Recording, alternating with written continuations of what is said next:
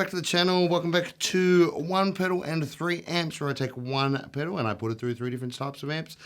Today we have the Earthquaker Devices Special Cranker. It's only just come out. This is unit 160, so I got in there pretty early. Today we are using the Strymon Iridium for our modeling amp. We are using the Boss Katana for our solid state amp.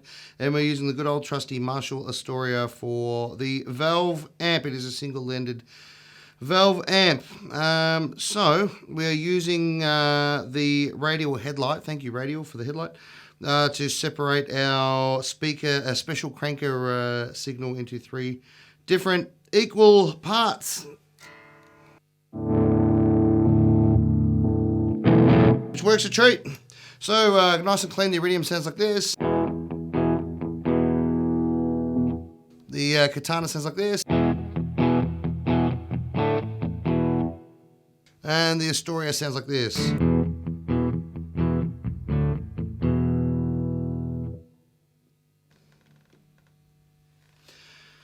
Right, now the Earthquaker Special Cranker is a bit of an upgrade from the old speaker cranker. It's got a couple of extra knobs and a couple of extra tricks up its sleeve. It now gives you 2 clipping options from silicon and germanium. And it also gives you an extra, well, I guess a volume knob and a tone knob, as the old one just had a more knob on it, didn't it? So I've got everything at 12 o'clock. I have it on the silicon mode. This is the Strymon Iridium. It's on the Marshall setting.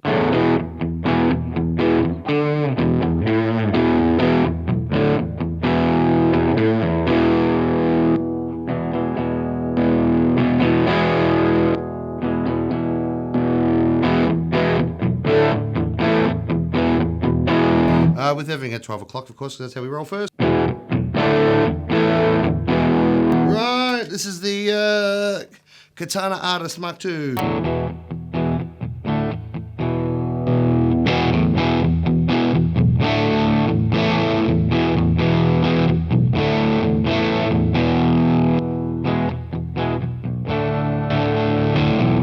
Nice soft switching too, I've got to say.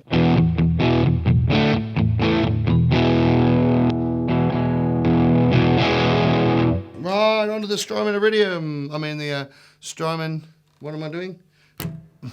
Marshall Astoria. It's been a really long day.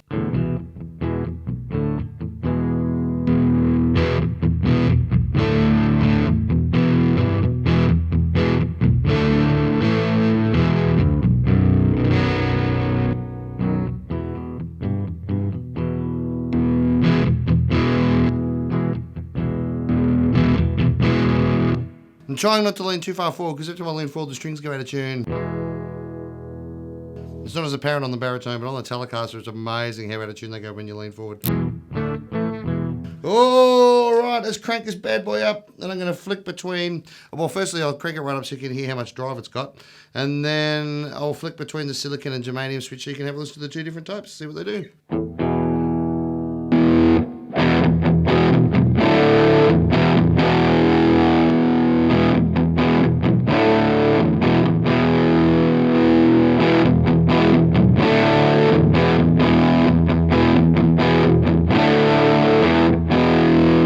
That was the Iridium. This is the Boss Katana.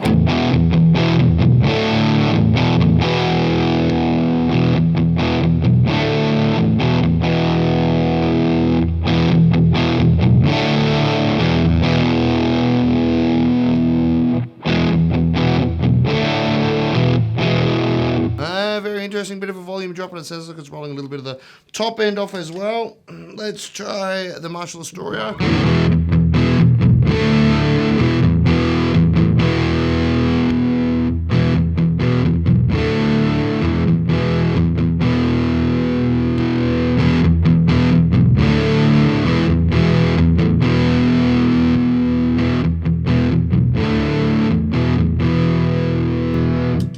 Pretty interesting there. Okay, well I've got the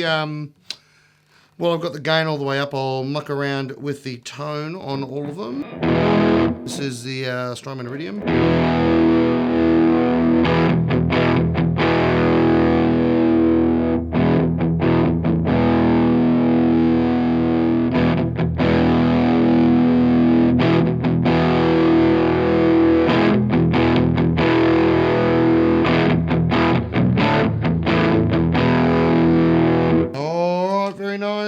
This is the Boss Katana.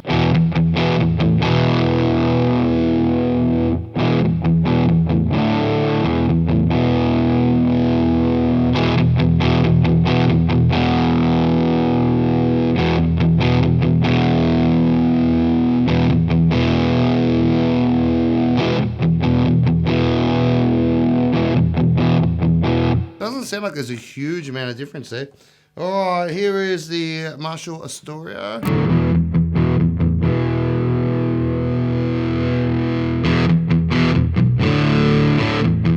There is a really noticeable difference in here with the Astoria.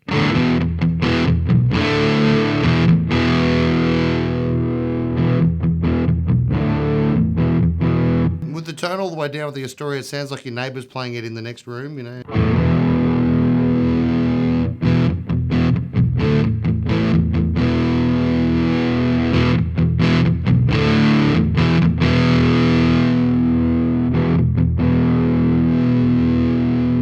I gotta say, from a pedal, from a YouTube pedal demonstrator's point of view, the chicken head knobs are always fantastic because you can see exactly where you are, and I find them really, really useful. So thanks for that, Earthquaker. All right, now it's time. I'm going to turn the drive all the way down and the level all the way up, and I'm going to see how hard it pushes the front end of all 3 amps.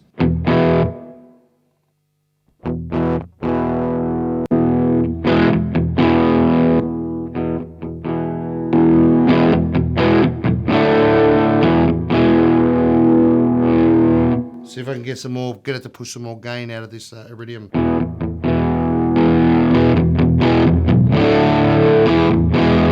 Been trying to run it pretty clean, but now it's really pushing it.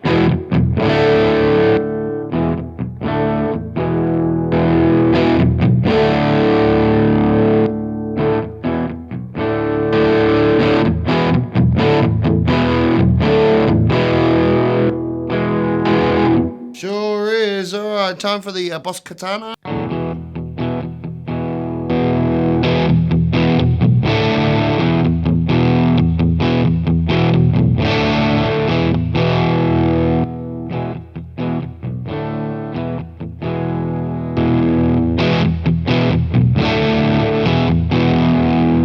Yeah, it makes a pretty good difference there. This is the Astoria. It's going to be very loud, I can already tell. The Astoria has heaps of headroom.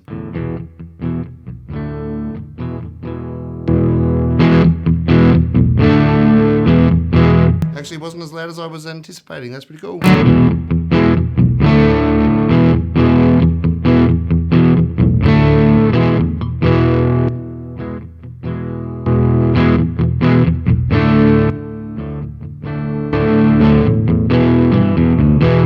All right, now I am going to dime everything.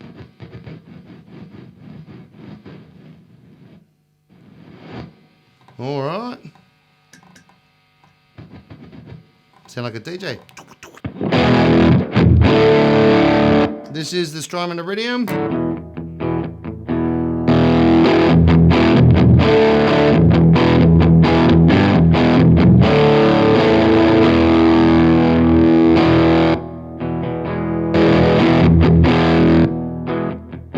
Sounds amazing. This is the Boss Katana.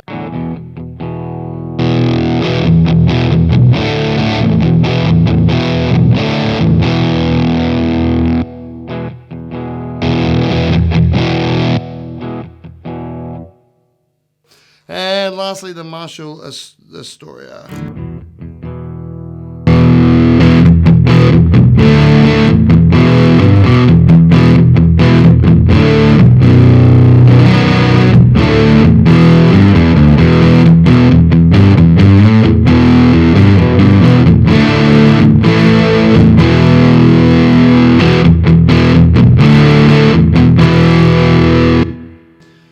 Well, that is a fantastic bit of kit. I tell you what, there's not a lot of drive there. There's not a lot of gain, but there is a fair bit of boost and a fair bit of level increase there. And the tone shaping is very, very useful and very usable. So especially if you're trying to punch this into an AC30 or something, you'd knock the tops off it a little bit, I reckon. Although at really high gain and high volumes, you might want to add some more tone to the AC30. So, well, you know, it's a really, really interesting pedal. I really like the way it's not a full-on distortion pedal or even really a full-on drive pedal. It's got its own thing going on. It seems to be letting a lot of the lower end through, which is pretty awesome if you're a bass player.